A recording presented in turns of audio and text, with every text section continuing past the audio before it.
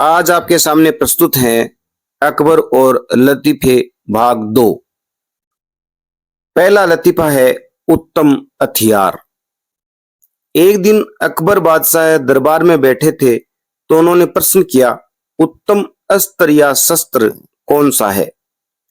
दरबार में बैठे सभी दरबारियों में से किसी ने तलवार बताई, किसी ने भाला तथा किसी ने धनुष बताया। सभी दरबारियों का उत्तर एक सा न पाकर अकबर ने बीरबल की ओर दृष्टि घुमाई, जो अभी तक अपनी राय नहीं दे पाए थे और चुप बैठे थे। अकबर बादशाह ने मुस्कुराकर बीरबल की ओर देखा और पूछा, आपकी क्या राय है बीरबल जी। बीरबल ने उत्तर दिया, श्रीमान, मैं अब तक प्रकट किए गए सभी विचारों से असहमत हूं। यदि कोई भी एक अस्त्र शस्त्र उत्तम होता तो सब उसी का प्रयोग करते, दूसरे अस्त्र शस्त्रों की तो कोई आवश्यकता ही न होती। मेरा विचार है कि उत्तम अस्त्र शस्त्र वही है जो वक्त पर काम आकर अपनी उत्तमता साबित करे। अकबर की भ्रुकुटी तन गई और उन्होंने कहा, यह तो कोई उत्तर नहीं हुआ बीरबल। आलमपना है, मैं शीघ्र ही इस बात को साबित कर दूंगा, बीरबल ने बड़ी लापरवाही से कहा। दूसरे दिन बीरबल ने अपनी बात को साबित करने की व्यवस्था कर ली। सुबह के वक्त अकबर बादशाह और बीरबल घूमने निकले। वे अकबर को लेकर एक संकरी गली से गुजरने लगे। गली के दूसरी ओर अचानक ही एक क्रुद्ध हाथी तेज चाल से लपकता नजर आया। बीरबल ने ऊंची आवाज में अकबर से कहा, जहां अपना है, हाथी पागल लगता है। अगर हम पलट कर भागें तो जान का खतरा है, क्योंकि हाथी की रफ्तार तेज है और इस रफ्तार से भागने से हम असमर्थ होंगे। बीरबल की बात सुनते ही मानो अकबर के होश उड़ गए।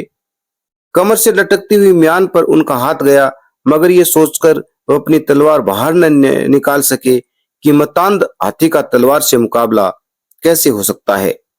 वे पलटकर भागने की सोच रहे थे कि वही कदमों के पास आए कुत्ते के पिल्ले को उठाया और आगे आ रहे हाथी की सूंड की ओर उछाल मारा। कुत्ते का पिल्ला बुरी तरह डर गया और हाथी की सूंड से बहुत बुरी तरह चिपक गया। हाथी घबरा गया और वापस पीछे कदम सरकाने लगा। मौका मिलते ही बीरबल ने अकबर का हाथ पकड़ा और पलटकर भागे। बाहर आकर बीरबल ने अकबर बादशाह से मुस्कुराकर कहा, मैंने आपकी बात साबित कर दी बादशाह सलामत। उत्तम हथियार वही है जो वक्त पर काम आए। अब आप बताइए कि कुत्ते का पिल्ला किस हथियार की श्रेणी में आता है। पर इस वक्त मतांध हाथी के बचाव से उस पिल्ले ने हमारी सहायता की। बीरबल की इस युक्ति को समझकर अकबर बादशाह ने बहुत मुस्कुराकर और बीरबल की इस बात से खुश होकर बीरबल के गले में अपने मोतियों की माला डाल दी। अगला लतीफा है बीरबल की पैनी दृष्टि। बीरबल बहुत नेक दिल और दानी इंसान थे। वह दान करते रहते थे और बादशाह से मिलने वाले इनाम को भी ज्यादातर गरीबों और दीन दुखियों में बांट देते थे। परंतु इसके बावजूद भी उनके पास धन की कोई कमी न थी। दान देने के साथ साथ बीरबल इस बात से भी चौकन्ने रहते थे कि कपटी व्यक्ति अपनी दीनता दिखाकर उन्हें ठग न ले। ऐसे ही अकबर बीरबल ने दरबारियों के साथ मिलकर एक योजना बनाई कि देखें कि सच्चे दीन दुखियों की पहचान बीरबल से हो पाती है या नहीं।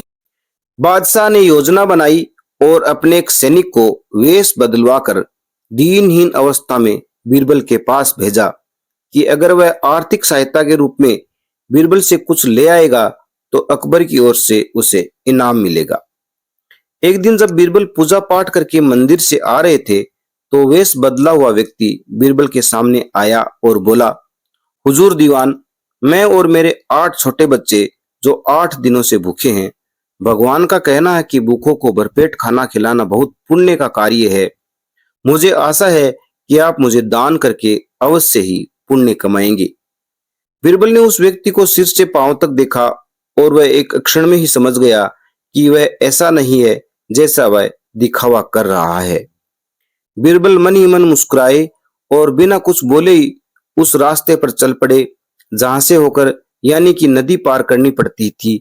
वह व्यक्ति भी बीरबल पीछे पीछे चलता रहा। बीरबल ने नदी पार करने के लिए जूती उतारकर हाथ में ले ली। उस व्यक्ति ने भी अपने पैर की फटी पुरानी जूती हाथ में लेने का प्रयत्न किया। बीरबल नदी पार कर कंकरीले मार्ग में नंगे पैर आगे चलने लगे, पर वह मनुष्य कंकरीला मार्ग आते ही 2-4 कदम चलने के बाद ही जूती पहन बैठा। बीरबल ये बात भी गौर कर चुके थे कि नदी पार करते समय उनका पैर धुलने के कारण व्यक्ति और भी साफ सुथरा, चिकना, मुलायम, गोरी चमड़ी का दिखने लगा था और मुलायम पैरों से वह कंक्रीट पर नहीं चल सकता था।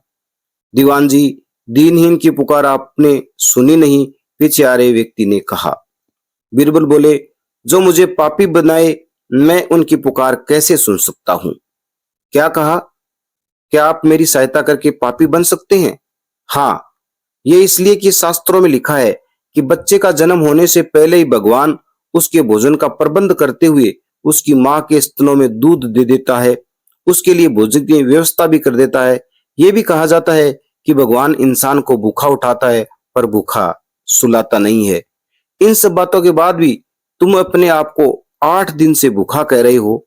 इन सब स्थितियों को देखते हुए यही समझना चाहिए कि भगवान तुमसे रुष्ट हैं और वह तुम्हें और तुम्हारे परिवार को भूखा रखना चाहता है और मैं उसका सेवक हूं। अगर मैं तुम्हारा पेट भर दूं तो ईश्वर मुझ पर रुष्ट होगा ही। मैं ईश्वर के विरुद्ध नहीं जाना जा सकता। न बाबा ना, मैं तुम्हें भोजन नहीं करा सकता क्योंकि ये सब कोई पापी ही कर सकता है। बीरबल का यह जवाब सुनकर वह चला गया।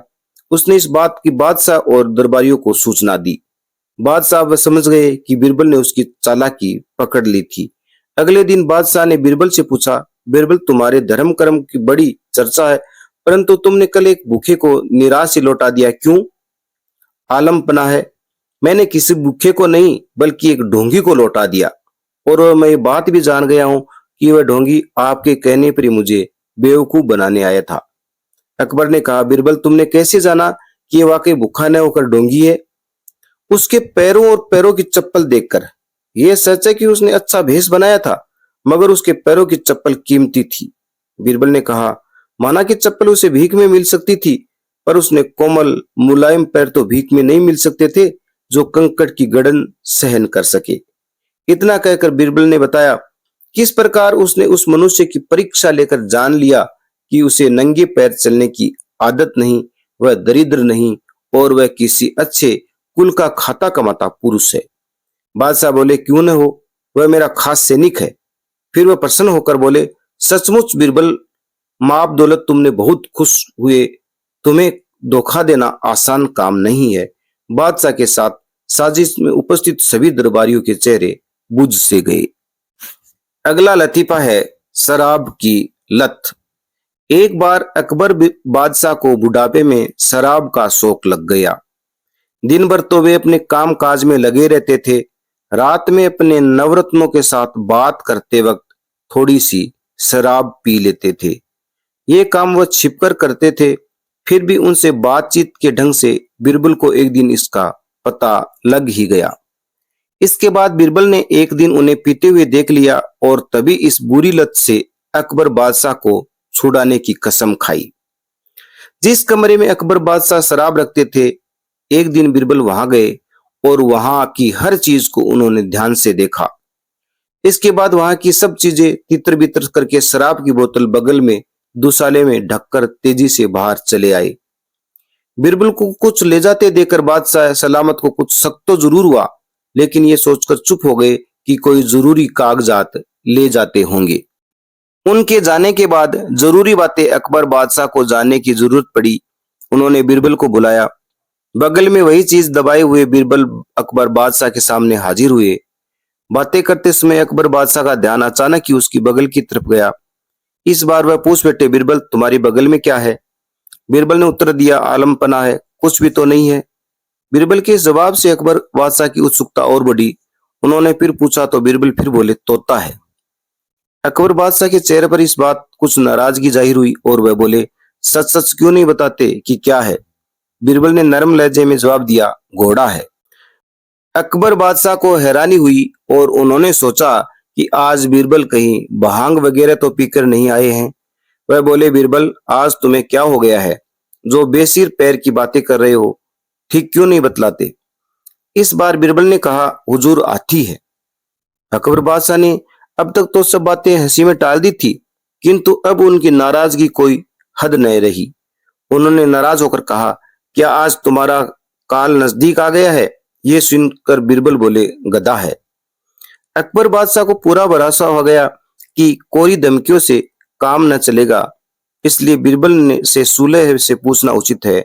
ये सोचकर ही अकबर बादशाह ने नरम लहजे में पूछा तो इस बार बीरबल ने सच कह दिया, शराब है। ये कहकर बोतल उनके सामने रख दी।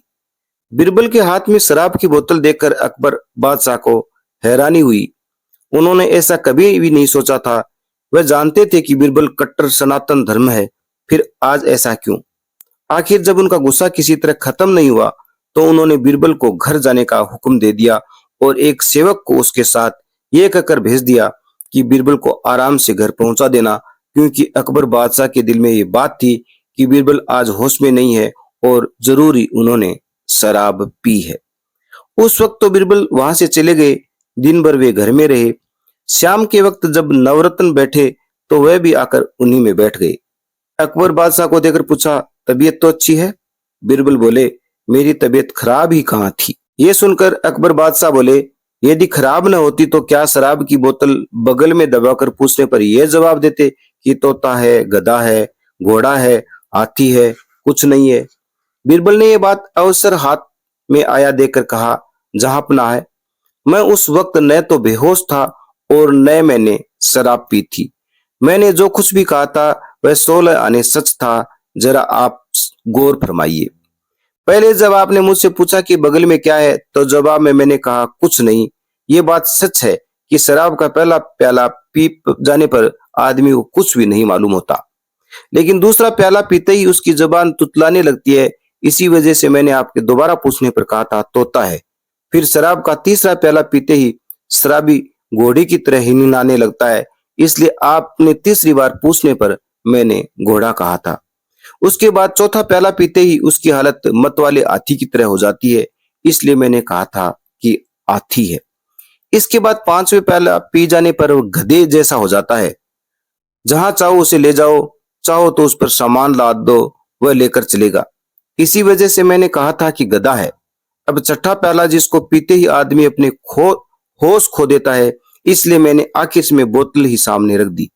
सुना है कि एक बोतल में 6 प्याले शराब रहती है, जिसको पीने से असर भी अलग अलग होता है। अकबर बादशाह ये सुनकर बेहद खुश हुए। इस वक्त उनको शराब पीने की चाह हुई, क्योंकि इसी वक्त वह शराब पीते थे। जैसे वे अपने कमरे में गए जहां पर वह शराब रखते थे तो देखते क्या है कि वहां की सारी चीजें इधर उधर बिखरी पड़ी है और बोतल गायब है। अब तो अकबर बादशाह समझ गए बीरबल को यह बात मालूम हो गई थी और इसलिए छिपे तौर पर उन्होंने मेरे हित के लिए मुझे चेतावनी दी है। तब से ही अकबर बादशाह ने शराब पीनी बिल्कुल छोड़ दी थी। अगला लतीफा है बीरबल की चतुराई। एक दिन की बात है, एक बुढ़ी स्त्री अपनी विधवा बहू के साथ बादशाह के दरबार में सहायता के लिए पहुंची। उन्होंने बीरबल से बताया, मेरा बेटा 20 साल तक शाह सेना में सेवारत रहा था। कुछ दिन पहले ही एक युद्ध हुआ और उसमें बेटा शहीद हो गया। उसकी मृत्यु के पश्चात हम बेसहारा हो गए। आप हमारी कुछ सहायता करने का कष्ट करें।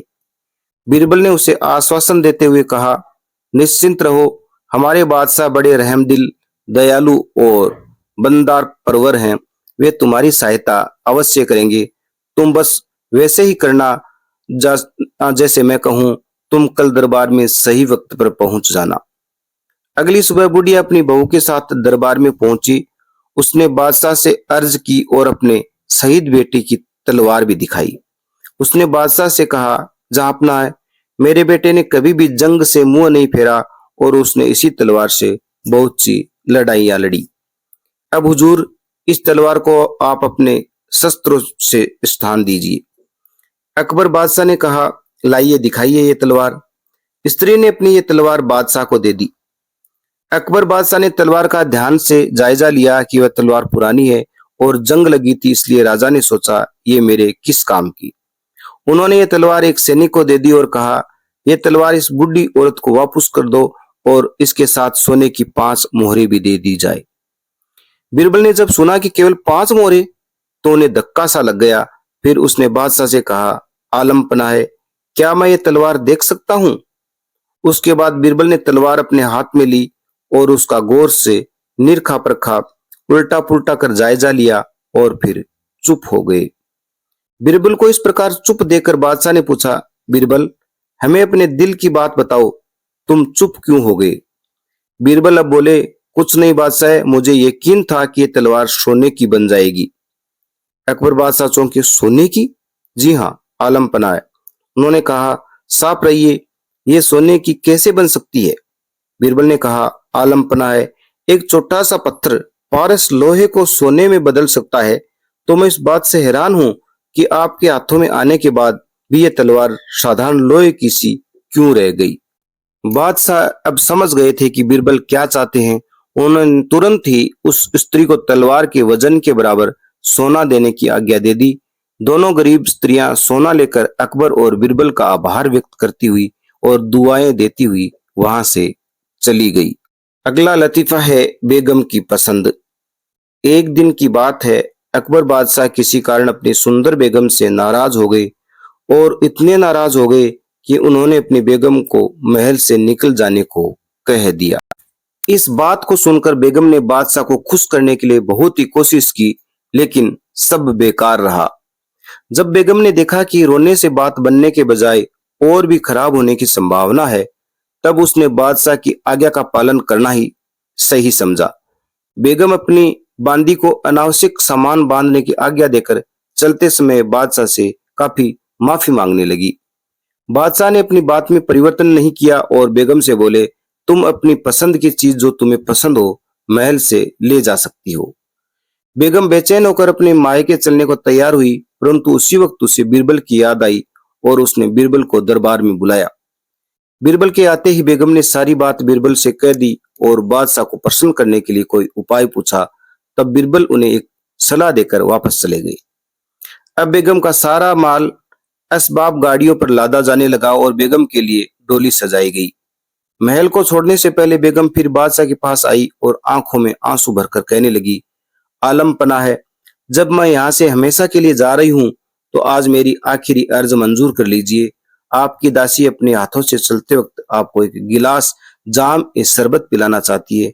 न जाने कभी ऐसा मौका मिले न मिले। बेगम के इस स्वर को सुनकर बादशाह पिघल गए और उन्होंने बेगम को आज्ञा दे दी।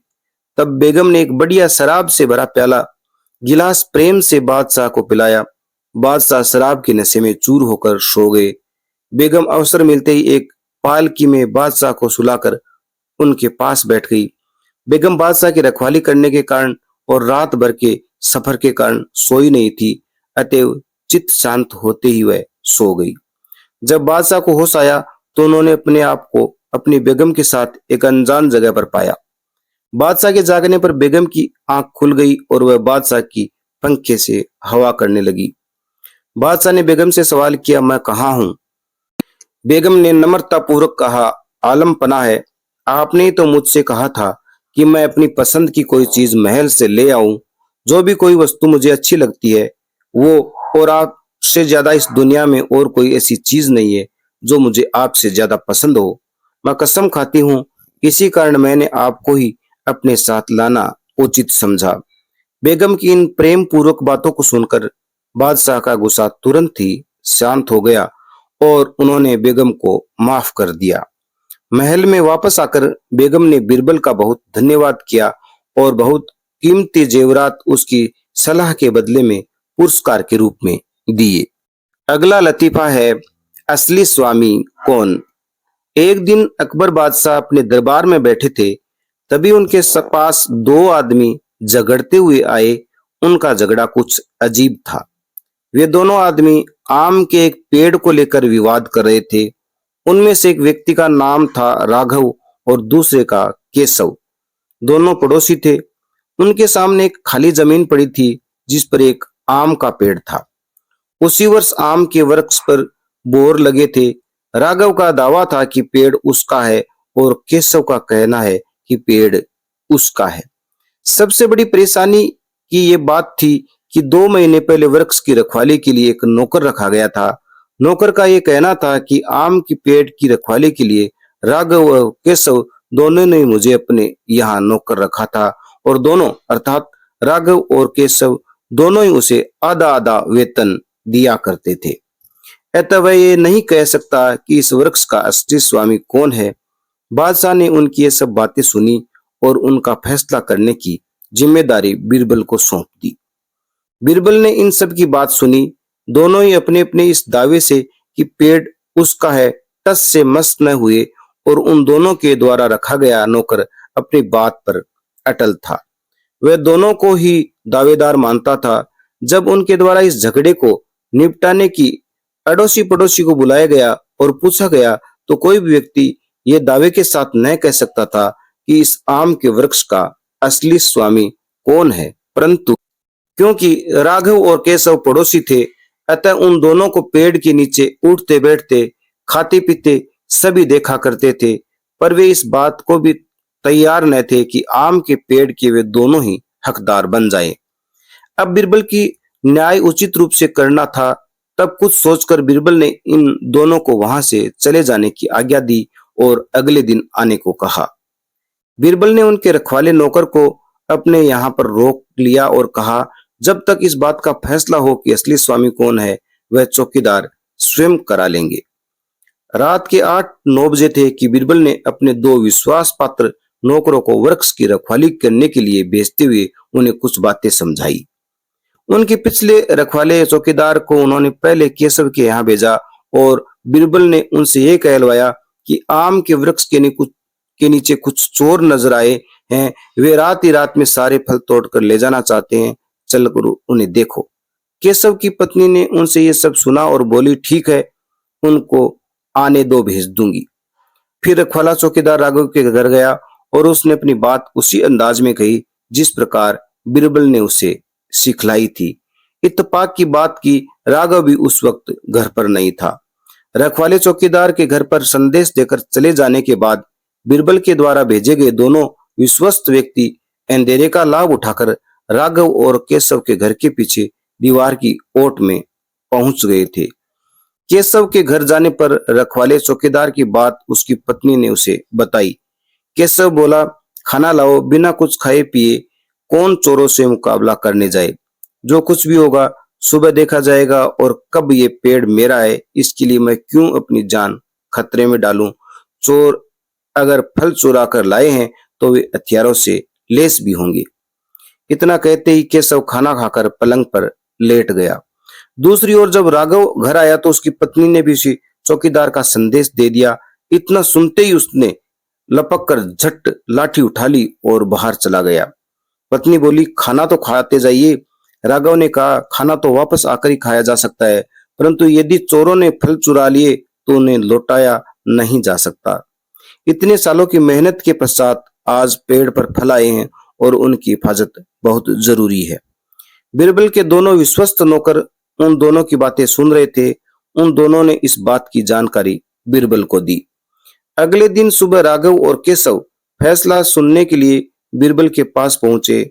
बीरबल के सामने ये बात अब काफी हद तक साफ हो गई थी कि असली स्वामी कौन है, परंतु फिर भी उन्होंने सच्चा न्याय देते हुए कहा, बहुत सोच विचार के बाद अब मैं इस निष्कर्ष पर पहुंचा हूं कि तुम दोनों का झगड़ा उस पेड़ के कारण है। अतः उस पेड़ के सारे फल तुड़वा लिए जाएं और पेड़ को काटकर वहां की जगह साफ कर दी जाए। और फिर रुके और केशव से पूछा, क्यों केशव, तुम्हारा इस बारे में क्या ख्याल है। हुजूर, आप मालिक हैं, जो आप सही समझे वही करे। बीरबल ने अब राघव से पूछा तो उसने घोर आपत्ति करते हुए कहा, हुजूर, इसी वर्ष तो इस पेड़ पर टिकोर आए हैं। हुजूर, आप इसे कच्चा न तोड़वाइए। इस हरे भरे पेड़ को केशव को दे दीजिए। अगर ये पेड़ रहेगा तो उसे देख देख कर कम से कम मन को शांति तो मिलती ही रहेगी। इतना सुनते ही बीरबल ने कहा, बस राघव, फैसला हो गया है, ये पेड़ तुम्हारा है। केशव मक्कार, झूठा, फरेबी है। राघव को इस पेड़ के फलों को बचाने से कोई भी दिलचस्पी नहीं थी, परंतु राघव, तुम लाठी लेकर भाग गए थे।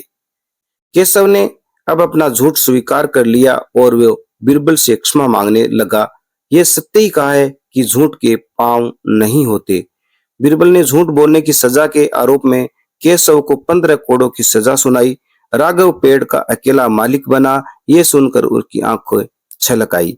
बादशाह ने जब बीरबल की न्याय की सूचना सुनी तो बहुत खुश हुए।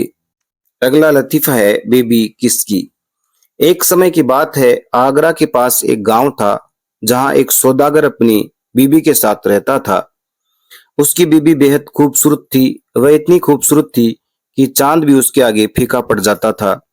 एक दिन की बात है कि वे सौदागर और उसकी बीबी अपने रिश्तेदारों से मिलने गांव जा रहे थे।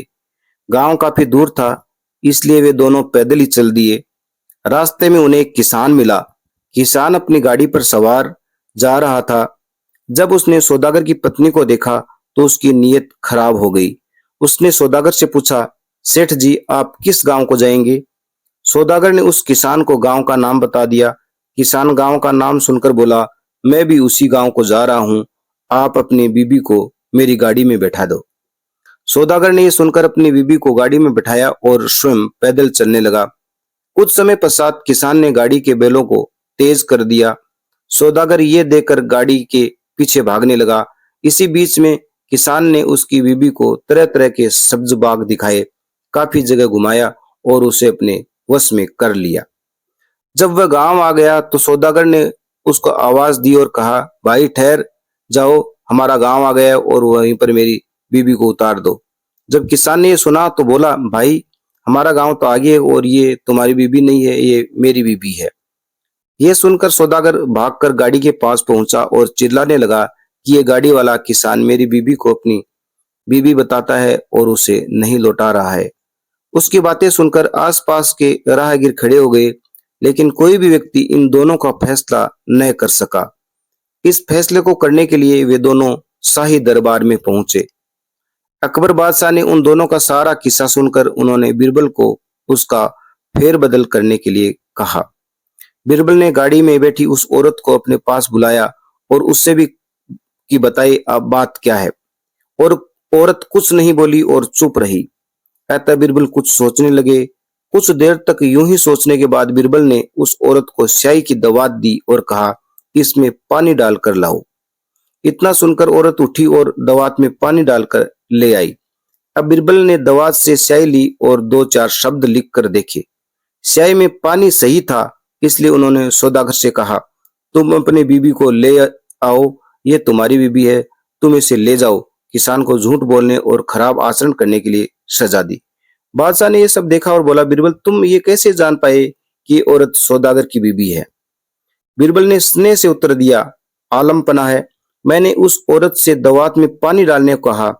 उस दवात में उतना ही पानी आता जितना कि स्याही के लिए सही था। उससे मुझे पता चल गया कि सौदागर की बीबी है, किसान की नहीं, क्योंकि सौदागर कभी कभी उसमें स्याही में पानी जरूर डलवाता होगा।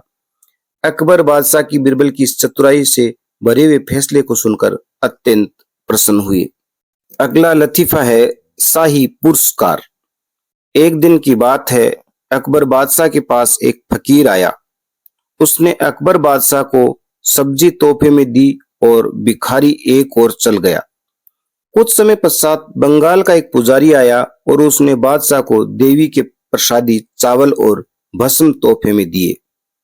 फिर दोनों आदमी ये सोचकर कि कुछ धन मिलेगा, वे दोनों एक कोने में खड़े हो गए। बादशाह ने पुजारी की भेंट को देखा और काजी से पूछा, ये क्या है? काजी ने उत्तर दिया, आलम पना है, चावल और खाक है। बादशाह ने अपने दिल में सोचा कि ये पुजारी मेरी गद्दी की खाक में मिलाने आया है।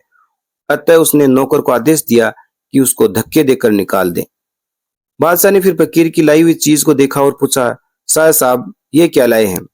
काजी साहब बोले, आलम पना है, सब्जी लाए हैं। अगला लतीफा है सरकारी बख्तर। एक समय की बात है, एक दिन अकबर बादशाह ने एक कारीगर को लोहे का वस्त्र बनाने की आज्ञा दी। वह वस्त्र जो सिपाही जंग के समय दुश्मन के औजारों से बचने के लिए पहनते हैं।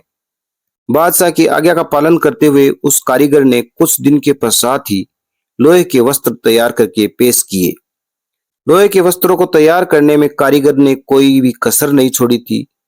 राजा को उस कारीगर के बनाए गए वस्त्र बेहद पसंद आए, लेकिन जब उन्होंने उस वस्त्र की मजबूती के बारे में सोचा तो उन्होंने वैसे दरबारी को हुक्म दिया कि वह इस वस्त्र को काट के बने हुए पुतले पर पहनाए और वह स्वयं तलवार लेकर इस बात का इम्तिहान ले कि वह पोशाक कितनी मजबूत है। बादशाह की आज्ञा के अनुसार ही नौकर ने लोहे का वस्त्र उस पुतले को पहना दिया और बादशाह ने उस पर तलवार से वार किया। वार करते हुए बख्तर कट गया। जब बादशाह ने यह देखा तो बोले, इतना कमजोर बख्तर लेकर हम क्या करेंगे? इस बख्तर से तो कुछ ही बचाव न हो सकेगा। और उसे आज्ञा दी कि जाओ और बढ़िया और मजबूत बख्तर बनाओ। लेकिन अगर तुम ऐसा नहीं कर सके तो और बख्तर ऐसा ही निकला तो हम तुम्हारा सिर कटवा देंगे। कारीगर बादशाह ने इस गुस्से से भरे हुक्म को सुनकर कुछ डर सा गया, पर वो क्या करता। उसने अकबर बादशाह से इजाजत ली और फिर सलाम करके अपने घर वापस आ गया। अब कारीगर की बीबी ने उस कारीगर का उतरा हुआ चेहरा देखा तो उसकी वजह पूछी। उसने दरबार में हुई बादशाह की सारी बातें अपनी पत्नी को बता दी और कहा कि अब उसकी जान का बचना बहुत ही मुश्किल है। कारीगर की पत्नी बहुत चालाक थी। उसने कहा, मर्द होकर बादशाह की इतनी जरा सी बात से डरते हो? तुम बीरबल के पास जाओ और उससे ही बचने का कोई उपाय पूछो। अपनी पत्नी की यह बात सुनकर वह बीरबल के पास आया और उसने सारी बात बीरबल को कह सुनाई और फिर उससे बचने का कोई उपाय बताने के लिए कहा। बीरबल ने हिम्मत दिखाते हुए कहा, तुम इस बार बादशाह के पास एक बख्तर बनाकर ले जाओ और जब बादशाह उस बख्तर को काट के पुतले पर पहनाने का हुक्म दे तो तुम बादशाह से कहना कि इसका इम्तिहान किसी काठ के पुतले पर लेना ठीक न होगा और इसलिए मैं स्वयं इसको पहन लेता हूँ। तुम्हारी ये फरियाद बादशाह जरूर सुन लेंगे और स्वयं या किसी और को तुमसे वार करने को कहेंगे, परंतु तुम ये ध्यान रखना कि जैसे ही बादशाह या अन्य व्यक्ति तुम्हारे बख्तर पर तलवार चलाने के लिए झपटे, वैसे तुम चिल्ला चिल्ला कर बहुत ही भयानक स्थिति उत्पन्न कर देना ताकि वह तुम्हारे ऊपर वार न कर सके और घबराकर तुमसे बहुत दूर हट जाए।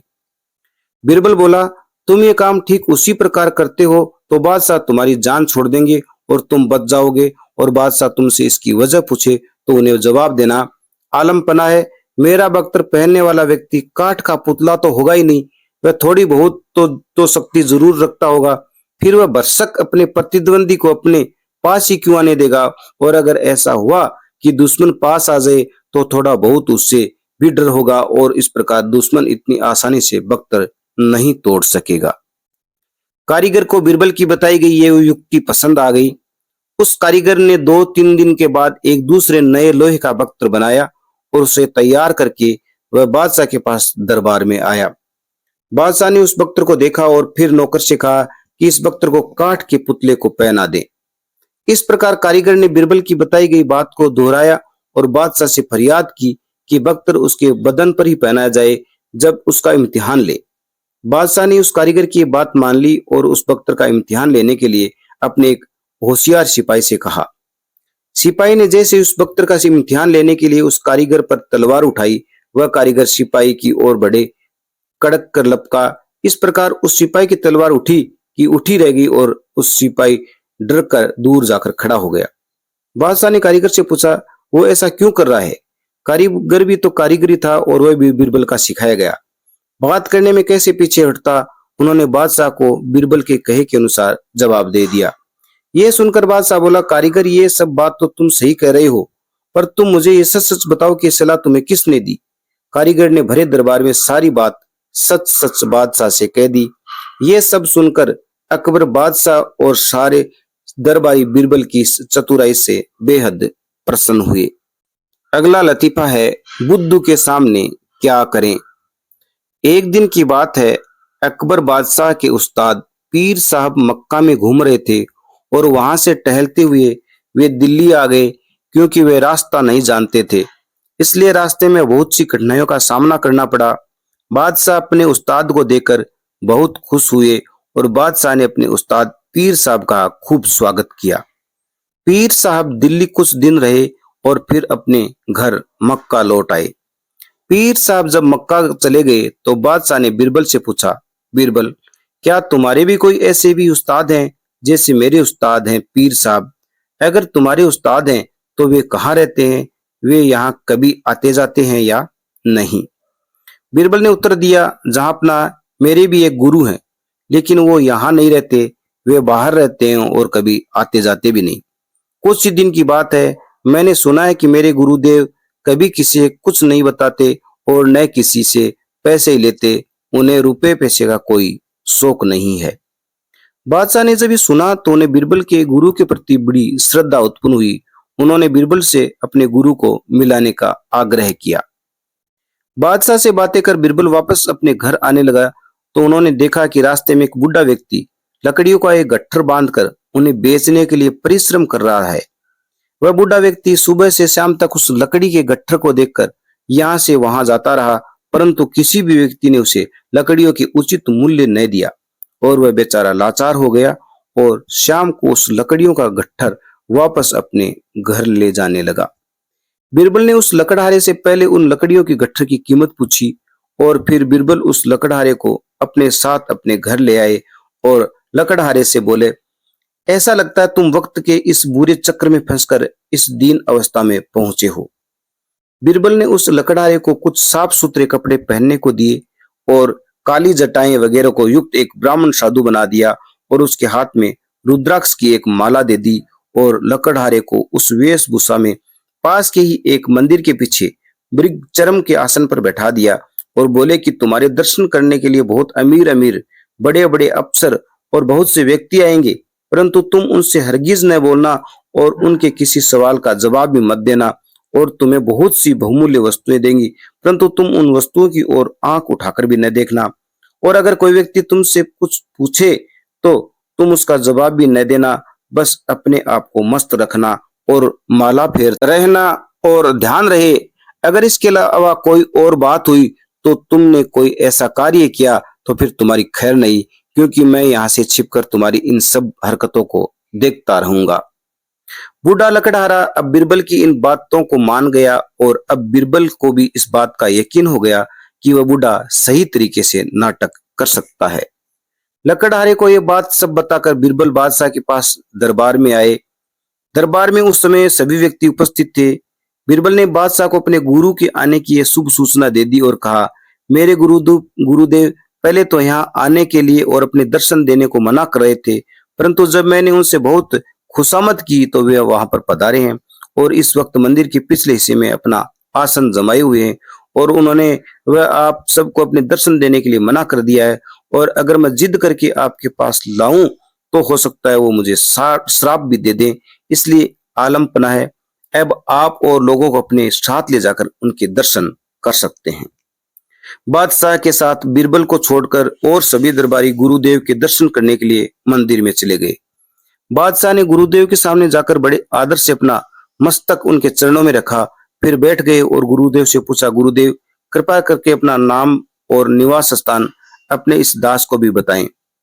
बादशाह फिर बोले, गुरुदेव मैं सारे हिंदुस्तान का बादशाह हूँ और मैं आपकी सभी इच्छाएं पूर्ण करने में समर्थ हूँ, कृपा करके आप मेरी और एक बार देख लें तो मैं आपको सबको धन्य समझूं। परंतु गुरुदेव ऐसे वैसे के चले थोड़े ही न थे, अतः उसने बादशाह की सारी बातें सुनी अनसुनी कर दी और कुछ न बोले। फिर बादशाह ने यह सोचकर कि गुरुदेव लालच में आ जाएंगे, बादशाह ने 10,000 की कीमत कड़ा जो उन्होंने स्वयं अपने हाथ में पहन रखा था उतार कर गुरुदेव के चरणों में रख दिया, परंतु गुरुदेव ने उन्हें आशीर्वाद नहीं दिया और फिर कुछ नतीजा नहीं निकलते देखकर बादशाह निराश होकर वहां से उठ खड़े हुए और बोले, जो व्यक्ति अपने अतिथि के साथ ऐसा व्यवहार करे उस पाषाण हृदय वाले व्यक्ति से बातें करना भी मूर्खता है। बादशाह ये कब जानते थे कि उसका सामना ऐसे बुद्धू व्यक्ति से होगा। उन्होंने अपना ये कड़ा बीरबल से के घर भिजवा दिया, क्योंकि जो चीज बादशाह एक बार दान कर दे तो दोबारा बादशाह के महल में नहीं आ सकती थी। बादशाह ने अगले दिन गुरुदेव का सारा किस्सा बीरबल को सुनाया और कहा, बुद्धू मिले तो क्या करना चाहिए। बीरबल ने जवाब दिया, उस वक्त चुप रहना ही ठीक होगा। बीरबल के जवाब से बादशाह की रही सही इज्जत भी पाला पड़ गया।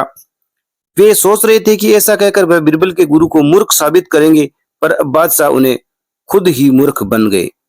बीरबल ने बादशाह को चुप देखा तो कहा, मैंने आपको अपने गुरु के बारे में जब सारी बातें बताई थी तो वे कभी भी रुपए पैसे का लालच नहीं करते हैं और न कभी किसी के दरवाजे पर ही जाते हैं। मेरे बहुत कहने पर वे बड़ी मुश्किल से माने ये सब मिलने को, फिर आपने उन्हें लालच क्यों दिया। आपने लालच देकर और उन्हें अपशब्द कहकर अपना उनका अपमान किया है।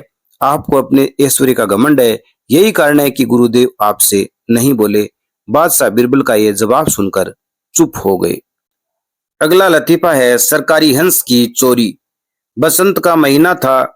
एक दिन अकबर बादशाह ने बाग में दरबार लगाने की आज्ञा दी। बीरबल भी बादशाह के पास बैठे थे, जो अकबर बादशाह की आज्ञा लेकर फैसला कर रहे थे। फैसले का ये कार्य 5-6 घड़ी तक होता रहा।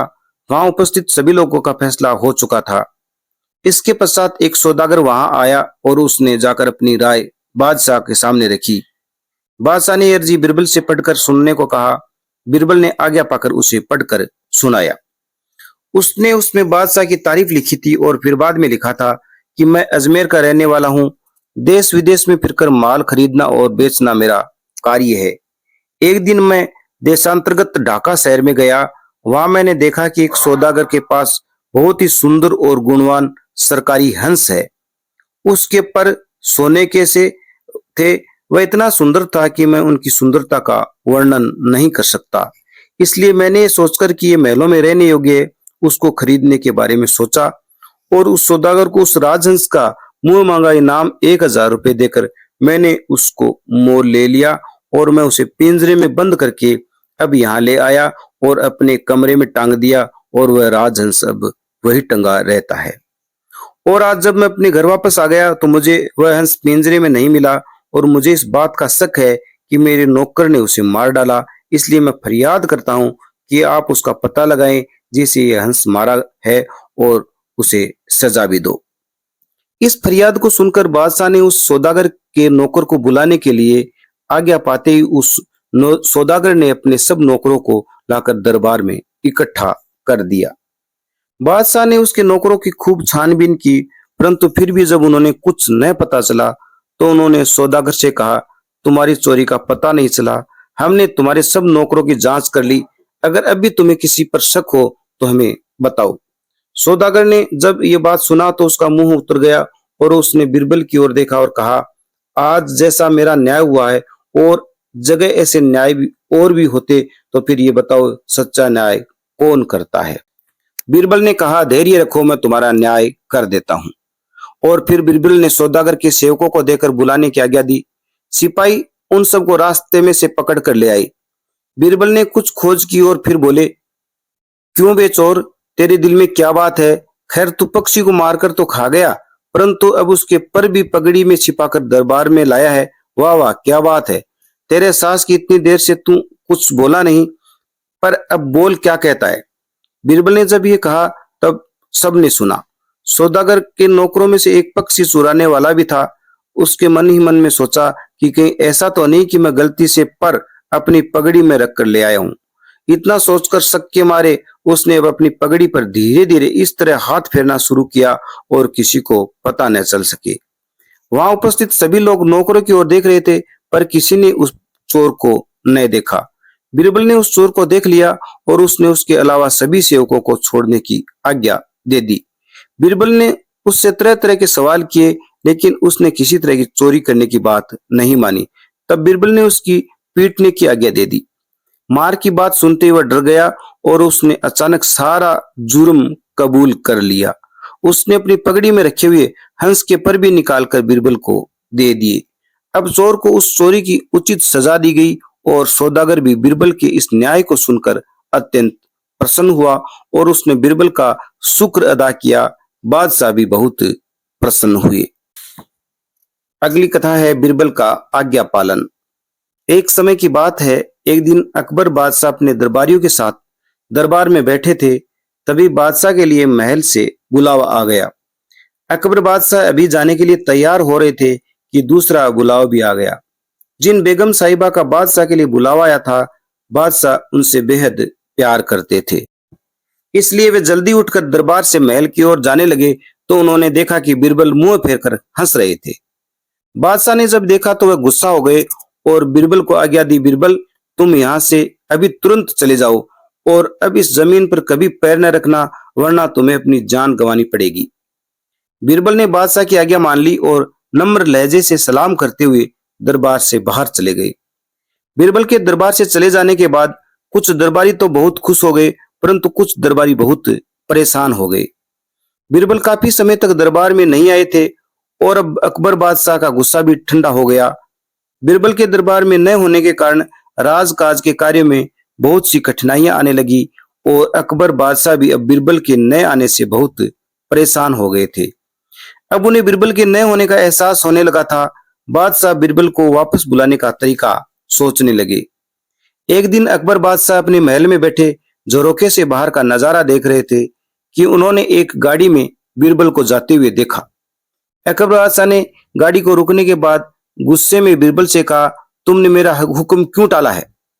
बीरबल ने नरम लहजे में उत्तर दिया, जब आपने मुझे हुक्म दिया कि आज के बाद इस जमीन पर पैर न रखना, तो उसी दिन मैं यहाँ से दूर देश में चला गया था और उस देश की मिट्टी लेकर इस गाड़ी पर बिछाकर लाया हूँ और अब मैं इसी मिट्टी पर रहता हूँ और आपका हुक्म मानता हूँ और इसी पर आपकी बाकी की सारी जिंदगी गुजार रहा हूँ। बादशाह अकबर की इस वफादारी से बेहद प्रसन्न हुए और बादशाह ने अपनी इस गलती को भी माफ कर दिया और उन्होंने फिर से बीरबल को उसका पद बहार दे दिया। अगला लतीफा है नीति कौशल। महान संगीतकार तानसेन का स्थान अकबर बादशाह के दरबार में अलग होता था। वे बहुत अच्छे संगीतकार थे। एक दिन की बात है, तानसेन और बीरबल के मध्य विवाद छिड़ गया। बीरबल और तानसेन दोनों ही अपने आप को एक दूसरे से श्रेष्ठ, अधिक गुणी और अधिक प्रतिभा संपन्न सिद्ध करने में जुट गए थे।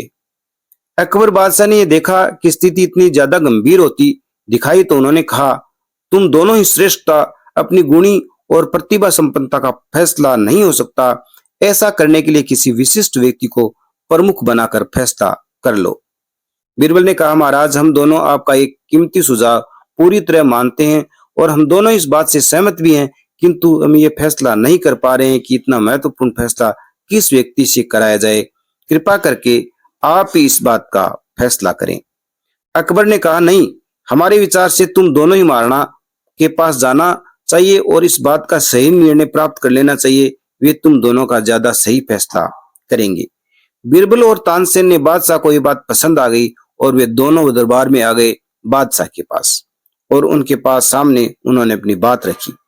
तानसेन तो महान संगीतकार थे ही और अपनी प्रतिभा का परिचय देने के लिए उन्होंने इशारा मिलते ही रागनी छोड़ दी और पूरे राज दरबार को अपनी कला के जादू से मोहित कर लिया। बीरबल भी अपनी प्रतिभा को प्रदर्शन के अवसर की प्रतीक्षा में चुप और शांत बैठे रहे। बीरबल ने जब देखा कि तानसेन ने अपनी संगीत की मोहिनी से महाराणा प्रताप को पूरी तरह से अपनी ओर आकर्षित कर लिया है, तब उनका अर्थात बीरबल का परास्त होना लगभग यकीन की बात ही थे। वे महाराणा प्रताप के पास गए। महाराणा प्रताप के बहुत निकट पहुंचकर बीरबल ने कहा, महाराज, हम दोनों अकबर बादशाह के दरबार से इतनी दूर यहाँ आपकी सेवा में बड़ी आशा लेकर आए हैं। हम दोनों ने रास्ते में एक मन्नत मांगी थी। अर्थ यह कि मैंने पुष्कर के साथ प्रार्थना की है कि यदि आपकी कृपा और आशीर्वाद पाकर मैं आपके दरबार में मान पत्र पाकर लौटा तो 100 गायें ब्राह्मण को दान में दे दूंगा। और तानसेन ने ख्वाजा रिवजर के दरबार में जाकर ये दुआ मांगी है कि अगर वे महाराणा प्रताप के दरबार में प्रशंसा प्राप्त करके लौटे तो वे 100 गायों की कुर्बानी कराएंगे। इसलिए हे परमवीर और दयालु महाराणा, इस समय 100 गायों का जीवित आपके हाथ में है। यदि आप चाहें तो उन गायों को एक नया जीवन दान मिल सकता है। आप चाहे तो वे गायें मरने से बच सकती हैं।